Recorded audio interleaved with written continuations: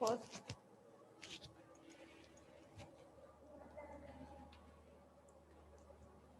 Good afternoon everyone. हाँ भाई, second year.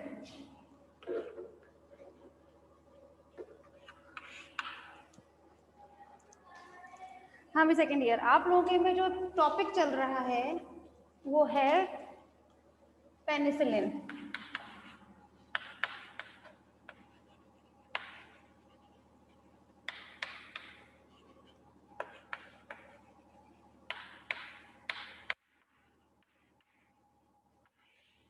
Production of penicillin, यही तो कल कराया जा रहा था। जो बीच में हमारा क्या रह गया था, डायग्राम। ठीक है, तो चलो एक काम करते हैं, पहले डायग्राम बना लेते हैं, उसके बाद फिर स्टडी करते हैं।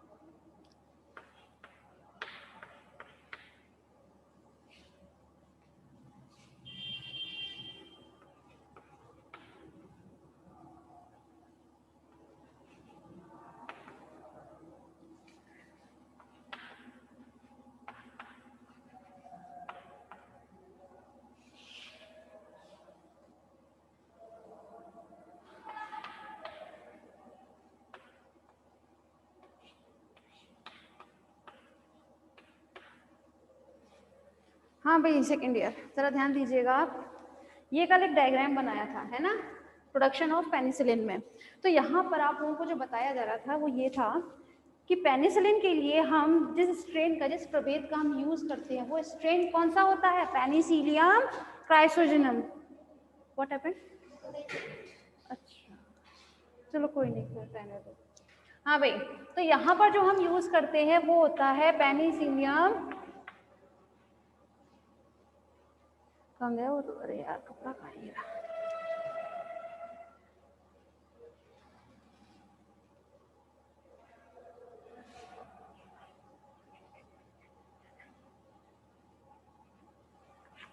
पेनिसिलियम क्राइसोजेनम, ठीक है।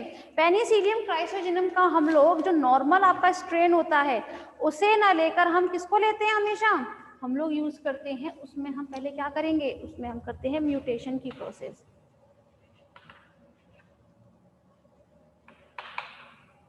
ठीक है, म्यूटेशन की प्रोसेस से जो हमें आपका स्ट्रेन मिलता है क्लास, वो कैसा होता है? पहले की अपेक्षा, मतलब जो फर्स्ट स्ट्रेन था आपका उसकी अपेक्षा में 1000 टाइम बेटर होता है ये स्ट्रेन।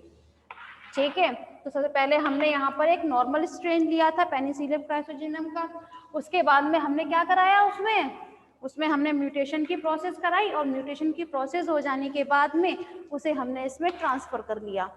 ट्रांसफर करने के बाद में हम क्या कराएंगे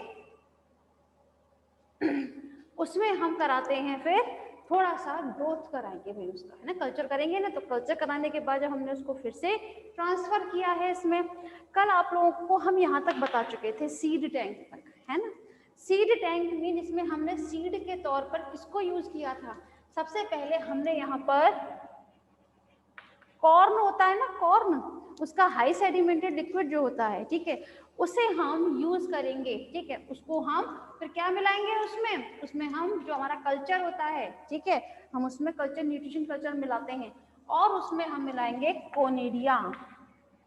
भाई कोनिडिया तक तो हमने कल बता ही दिया था। कोनिडिया हम किस तरीके से यूज करते हैं? As a seed. और कोनिडिया किसके होते हैं? पेनिसिलियम क्राइसोजेनम के कोनिडिया होते हैं। कोनिडिया क्या होता है? रिप्रोडक्शन में बताया था बहुत अच्छे से। ठीक है, उसके बाद हम फर्मेंटेशन टैंक में पहुंचते हैं। फर्मेंटेशन टैंक में हम क्या मिलाते हैं? याद आया? पीईए, मटर के बारे में कल बताया था भाई, पीईए क्या होता है। ठीक है, तो पीईए मिलाते हैं इसमें हम, और उसके बाद में फिर उसे हम क्या करेंगे? धोएंगे और कई बार छानेंगे।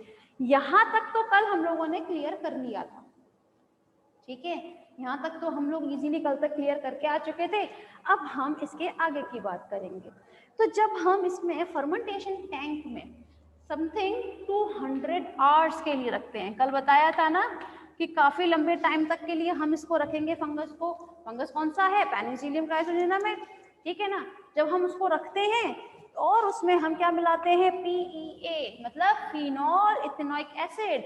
ठीक है, फिनोल इथेनोइक एसिड जब हम मिलाते हैं फॉर फर्मेंटेशन, तो उसकी वजह से हमें काफी अच्छे रूप में उनका कल्चर हो चुका होता है। ठीक है, फिर उसको हम क्या करेंगे? हम उसको यहाँ पे बहुत अच्छे से बार बार वॉश करेंगे और साथ में उसको हम एक्सट्रैक्ट करेंगे। एक्सट्रैक्ट मीन समझते हैं ना, उसको फिल्टर करना। तो यहाँ पे हम एक्सट्रैक्ट करते हैं। देखिए फिल्टर में और एक्सट्रैक्ट में अंतर आ जाता है, ठीक है ना। तो यहाँ पर हम एक्सट्रैक्ट करेंगे उसको, उसमें से जितना भी हमें जो भी वो चाहिए, वांटेड हमारा जो रिक्वायरमेंट वो है, ठीक है ना, हम उसको यहाँ से एक्सट्रैक्ट कर लेंगे।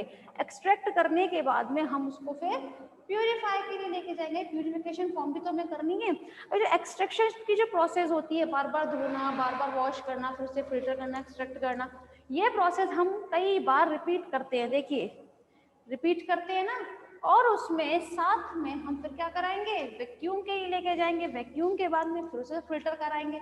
ये धोने की और जो फिल्टर कराने की प्रोसेस होती है वो इसमें बहुत टाइम बाद करते हैं, ठीक है ना, मतलब बार बार करेंगे और थोड़े थोड़े टाइम के अंतराल पर करते हैं। ठीक है, जैसे जैसे हम आगे बढ़ेंगे, फिल्टर करने के बाद में हमें जो पेनिसिलिन मिलती है वो क्रिस्टलाइन फॉर्म में मिलेगी हमेशा। ठीक है, क्रिस्टलाइन फॉर्म में जैसे ये मिलती है उसमें हम मिला देते हैं अपना पोटेशियम आयन। ठीक है, पोटेशियम आयन मिलाने के बाद में उसमें हम फिर से क्या करेंगे? वॉश करके फिर से फिल्टर करेंगे। फिल्टर करने के बाद उसे हम वैक्यूम ड्रायर में लेके जाएंगे। देखिए वैक्यूम मतलब क्या होता है? वैक्यूम मीन हो जाता है जहां पर आपकी एयर एब्सेंट हो। वैक्यूम, ठीक है, और हम वहाँ पर उसको ड्राई कर रहे हैं, उसको सुखा रहे हैं एब्सेंट इन एयर। उसके बाद जो हमें पेनिसिलिन मिलता है वो किस फॉर्म में होता है, क्रिस्टलाइन फॉर्म में होता है पेनिसिलिन। जब हमें पेनिसिलिन हमारे क्रिस्टलाइन फॉर्म में मिलता है फिर उसे हम क्या करेंगे, मार्केट में निकालेंगे,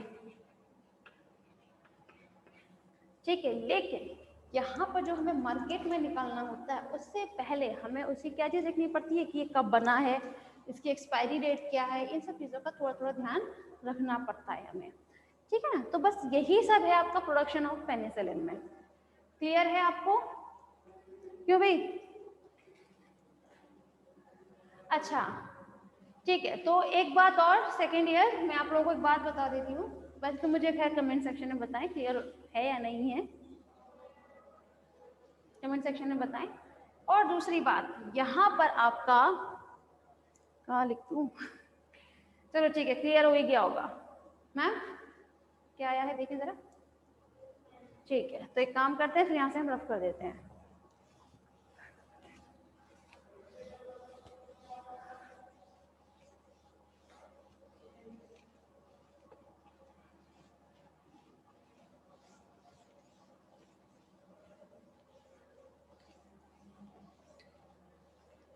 देखें जरा सेकेंड ईयर, पहली बात तो यही है कि आपका यहाँ जो थर्ड पेपर चल रहा था ना वो यहाँ पर हो चुका है फिनिश।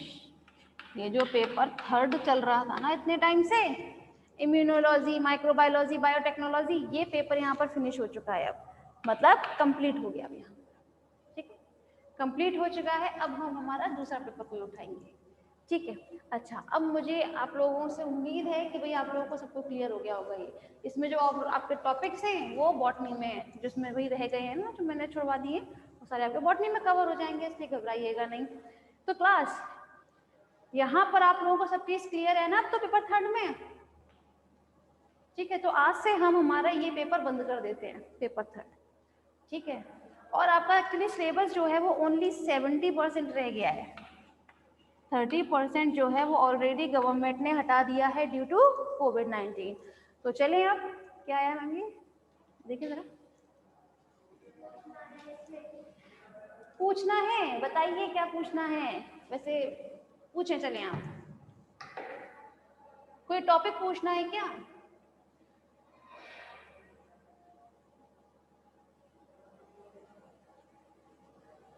भाई नोट से रिलेटेड कोई बात पूछनी है? इम्यूनोलॉजी में सुपर एंटीजन किसे बोलते हैं?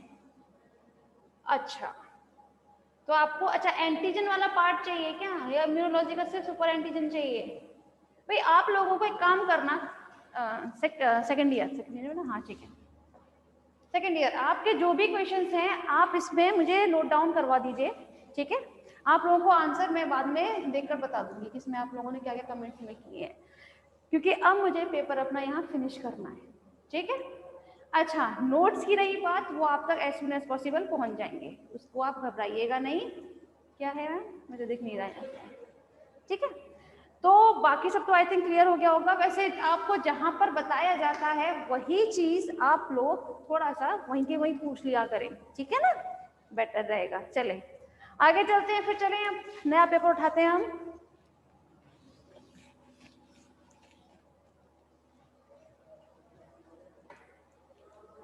चलें अब हम बात करेंगे हमारे पेपर फर्स्ट की। पेपर फर्स्ट कौन सा है?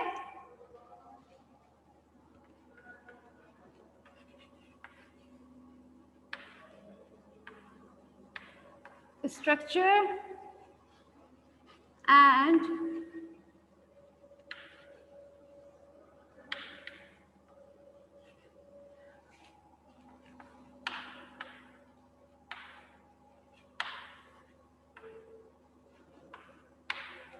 जो पेपर फर्स्ट है आपका, ठीक है, वो है structure and function of invertebrate. इसके बारे में हमने पहले पेज दिख नहीं रहा है, ऊपर था, अरे यार ज्यादा हो जाता है, ठीक है।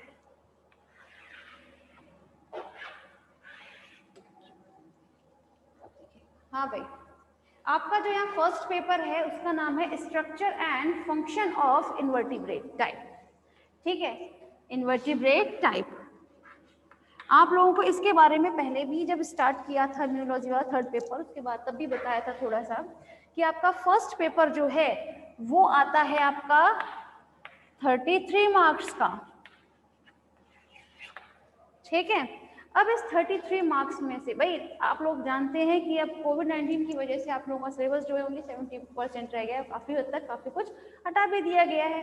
तो अब जो हमारे पास नया सिलेबस आ चुका है तो हम आप लोगों को वही चीज़ करवाएंगे जो अब हट चुका है, मतलब जो हट गया है उसको नहीं करवाएंगे अब, ठीक है।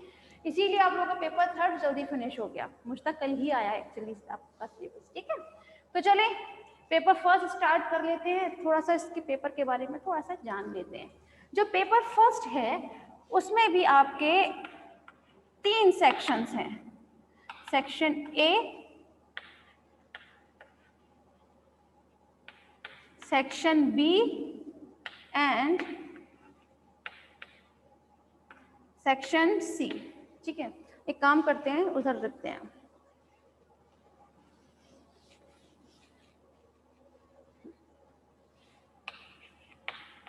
इसमें भी आपके सेक्शन 3 सेक्शन है, सेक्शन ए,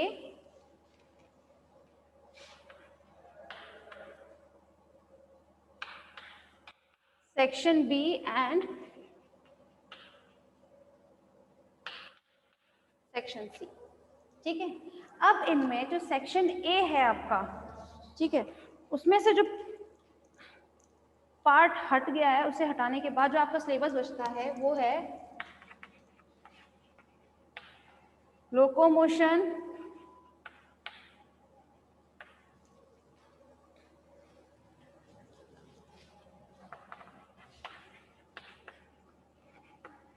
skeleton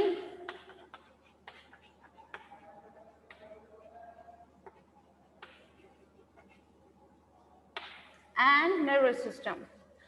बाकी में जो सेक्शन बी है उसमें बचता है food, feed, digestive part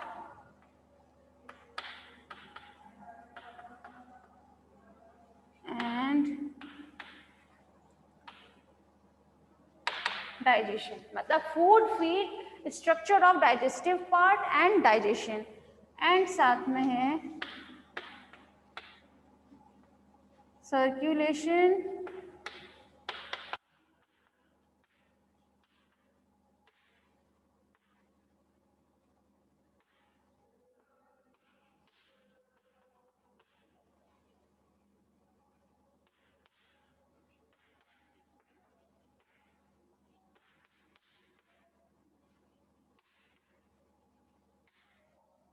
second part में जो आता है वो है food, feed and structure of digestive part and digestion and circulation, reproduction, excretion and respiration, ठीक है। बाकी इसमें जो आएगा सेक्शन सी में वो है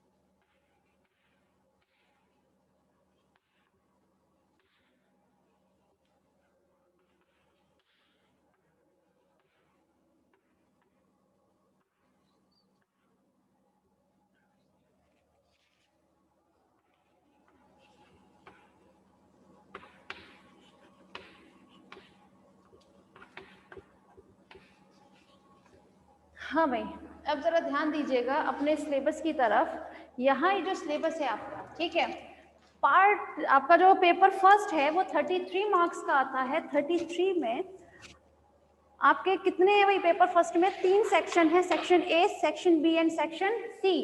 सेक्शन ए में है locomotion, skeleton and nervous system. देखने में ये जितना कम लग रहा है ना सेक्शन ए की बहुत छोटा है, सिर्फ 3 ही तो चैप्टर है, locomotion, skeleton and nervous system. मैं आप लोगों को बता दूं कि जो सेक्शन ए और बी है वो है आपके स्ट्रक्चर एंड फंक्शंस। ठीक है, क्या है स्ट्रक्चर एंड फंक्शन? इसमें आप लोगों को ये फर्स्ट पार्ट है स्ट्रक्चर एंड फंक्शन का, मतलब इसमें बहुत सारे जितने भी एनिमल्स हैं इन्वर्टिब्रेट्स में उन सभी के बारे में जानना है कि लोकोमोशन जो होता है प्रोटोजोआ में कैसे होता है, बाकी जितने और भी आप लोग पढ़ते हैं, ठीक है, तो उन सब में किस तरह से लोकोमोशन होता है, स्केलेटन पाया जाता है, तो किस में किस टाइप का स्केलेटन होता है, स्केलेटन टाइप होते हैं ना, एंडोस्केलेटन, एक्सोस्केलेटन, है ना, तो स्केलेटन के बारे में जानना है। नर्वस सिस्टम तो ये तो अपने आप में बहुत ह्यूज पेपर होता है भाई, है ना, नर्वस सिस्टम तो अपने आप में बहुत ह्यूज टॉपिक है।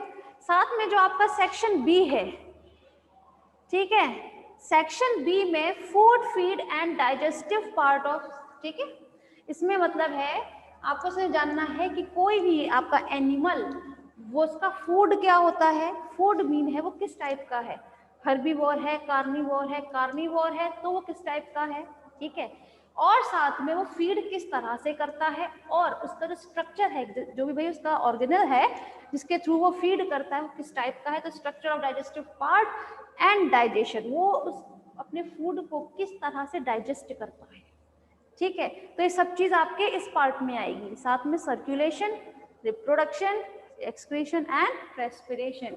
ये बहुत छोटे छोटे टॉपिक लग रहे हैं ना, ये अपने आप में बहुत ह्यूज टॉपिक है, huge. First paper and second, yes, ये दोनों ही पेपर थोड़े से लेंदी होते हैं। इसमें भी जो आपका सेकंड पेपर होगा फिजियोलॉजी, है ना, वो तो वाकई बहुत लेंथी है, बहुत टाइम कंज्यूमिंग है एक्चुअली, इसीलिए पहले आप लोगों का सबसे छोटा पेपर इसीलिए उठाया था जिससे आप लोग जल्द से जल्द अपना एक पेपर फिनिश कर लें, तो थोड़ा सा तैयारी जो है अभी से स्टार्ट तो भी कर लेंगे, है ना। अगर मैं स्टार्टिंग में इतना लेंथी पेपर उठा लेती फिजियोलॉजी वाला तो क्या होता जनरली आप लोग अभी सिर्फ सेक्शन ए पर ही अटके होते, है ना, तो हम लोग को जल्द से जल्द अपना सिलेबस कंप्लीट करना है, तो इसीलिए, ठीक है क्लास। अब हम बात करते हैं आपके सेक्शन सी की। सेक्शन सी की हम बात करते हैं, उसमें सिलेबस है कैनाल सिस्टम और स्पॉन्जेस। भाई स्पॉन्जेस में जो कैनाल सिस्टम होते हैं आप लोगों को पता है, ठीक है, कौन कौन से होते हैं, तो आपको इन्हीं के बारे में यहाँ पर स्टडी करना है। और साथ में है क्रस्टेशियन लार्वा, ये थोड़ा सा अच्छे से लर्न कीजिएगा इसे, ठीक है, क्रस्टेशियन लार्वा को बहुत अच्छे से लर्न कीजिएगा, जस्ट बिकॉज यही आपका टॉपिक फाइनल ईयर में भी आपको टकराएगा। इसमें जो आपके लार्वा फॉर्म्स होते हैं क्रस्टेशिया के, वो आपके फॉर्म्स फाइनल ईयर में भी हैं, तो इसमें थोड़ा थोड़ा बहुत एक्चुअली मेन सिलेबस क्या रहेगा, डायग्राम्स में रहेंगे, आप यहाँ सीख लेंगे, फाइनल ईयर में यही चीज थोड़ा आप लोगों को कम हो जाएगा, तो इसको अच्छे से लर्न कीजिएगा। नेक्स्ट है सोशल ऑर्गेनाइजेशन। सोशल ऑर्गेनाइजेशन की अगर हम बात करते हैं तो सोशल ऑर्गेनाइजेशन में आ जाएंगे आपके हनी बी एंड टर्माइट, ठीक है, आप लोग जानते हैं टर्माइट और हनी बी ये दोनों ही सोशल एनिमल है, तो हमें यहाँ पर उन्हीं का सोशल ऑर्गेनाइजेशन पढ़ना है कि वो अपने सोशल ऑर्गेनाइजेशन किस तरह से रखते हैं। ये जो सोशल एनिमल है भाई हनी बी या टर्माइट, वो किस तरह से अपनी कॉलोनी को बनाते हैं, किस तरह से वो एक दूसरे कोऑर्डिनेशन रखते हैं, है ना, तो यही सब चीज आपको यहाँ पर मैनेज करनी है, ठीक। साथ में है डायरेक्ट एंड इनडायरेक्ट डेवलपमेंट। भाई डेवलपमेंट तो टू टाइप से ही होते हैं, डायरेक्ट एंड इनडायरेक्ट, है ना, और ये जो डायरेक्ट एंड इनडायरेक्ट डेवलपमेंट आपको पढ़ना है, ये पढ़ना होगा इंसेक्ट में, ठीक है, direct development and indirect development. एक में तो आपके प्यूपा लार्वा प्रेजेंट रहते हैं और एक में आपके प्यूपा और लार्वा फॉर्म, तो लार्वा फॉर्म जो होती है वो एब्सेंट होती है ना, जिसकी वजह से क्या आ जाता है, निम्फ आ जाते हैं उसकी जगह। तो डायरेक्ट एंड इनडायरेक्ट, भाई इन सब के बारे में तो आप लोगों ने थोड़ा बहुत फर्स्ट ईयर में भी जाना ही होगा, क्योंकि डायरेक्ट एंड इनडायरेक्ट के बारे में बताया जाता है बकायदा, जो आपका फर्स्ट पेपर आता है जूलॉजी का फर्स्ट पेपर, है ना, तो उसमें सब चीज बताई जाती है ना, सारे टॉपिक कि डायरेक्ट डेवलपमेंट होता है इस एनिमल में या इनडायरेक्ट होता है, तो इस टाइप से आपको यहाँ पे स्टडी करनी है, direct and indirect development in insect. And last is water vascular system of starfish.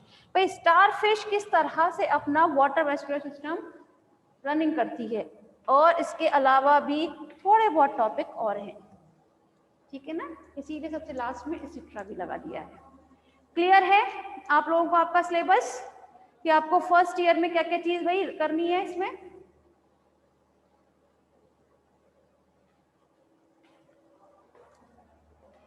ठीक है, तो चलें एक काम करते हैं, फिर हम हमारा आज से स्टार्ट कर लेते हैं। एक काम करें, पहले तो आप इसका स्क्रीनशॉट ले लें, स्क्रीनशॉट ले लीजिएगा, ठीक है।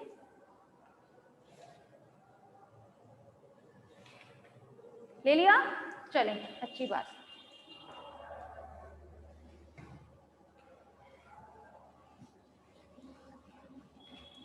तो आज से आपका पेपर फर्स्ट स्टार्ट कर देते हैं।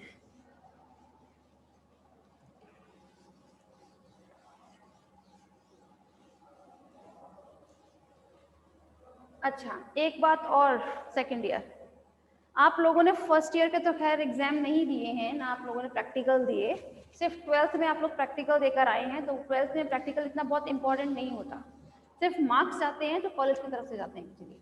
लेकिन आप लोगों को थोड़ा बहुत अपनी तरफ से भी करना होगा, है ना, क्योंकि मैं यहाँ पर आपको जो पेपर बताती हूँ ना, पेपर ये है, इसमें ये सिलेबस है, मुझे क्या ज़रूरत है आप लोगों को पेपर का नाम बताने की या फिर आपका सिलेबस बताने की। एक्चुअली ये वो चीज़ें होती हैं जो कभी कभी एग्जामिनर पूछ लेता है कि अच्छा आप, जैसे आप लोगों का प्रैक्टिकल है जूलॉजी का, आप जाते हैं, आपसे वो यही पूछेगा अच्छा कितने पेपर थे सर? 3 थे।